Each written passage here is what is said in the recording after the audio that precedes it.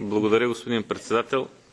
Уважаема госпожо комисар, колеги, аз също искам да благодаря на комисар Георгиева за бързата й реакция да осведоми парламента, респективно бюджетната комисия. Наистина ситуацията е тревожна. Всички сме изправени пред една извънредна ситуация в цяла Европа. И за съжаление, информациите, които имаме, бежанската вълна все повече ще се задълбочава, миграционните потоци ще се увеличават във връзка с ситуациите и акциите като цяло, но не знам колко време може да се издържи с този вид политика. Естествено, ние с Европейската комисия в лицето на комисар Георгиева говорим на един и същи език.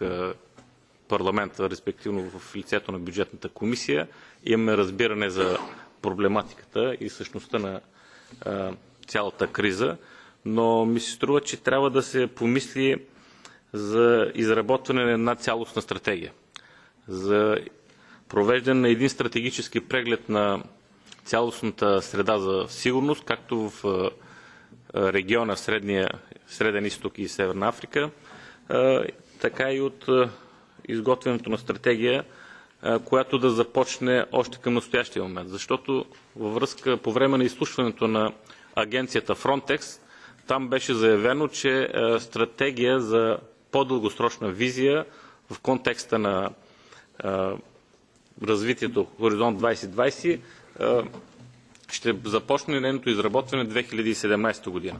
Мисля, че този срок трябва да бъде ускорен и ние час по-скоро трябва да имаме стратегия още до края на тази година, за да може до година да имаме цели пера и направление, което да подкрепи цялостния подход. Защото всички проблеми, които се поставят днес тук на масата, както по отношение и на Турция, така и по отношение и на страните по происход на проблемите, трябва да бъдат решени с замах, защото проблемите ще ни се товарят с още по-голяма сила през следващата година. И за това ми се струва, че се нуждаем от един спешен, дългосрочен подход с една цялостна стратегия, визия за развитие.